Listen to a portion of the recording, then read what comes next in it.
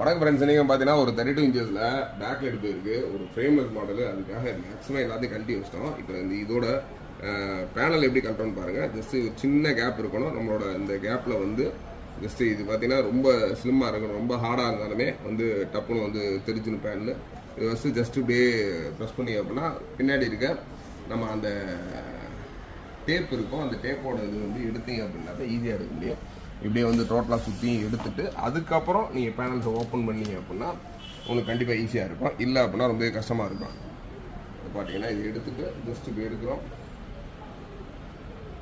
இது கீழே back light இருக்கும். பேனலை வந்து எப்பயுமே சேஃப்டியாக எடுத்துட்டு எங்கேயாச்சும் ஒரு ஃப்ளாட்டான சர்ஃபேஸில் வந்து சேஃப்டியாக வச்சுட்டு அதுக்கப்புறம் தான் நம்ம கழட்டணும். இதுக்கு கீழே தான் இப்போ வந்து பேக் லைட் இருக்கும் போது பேக் லைட்டை பாருங்கள்.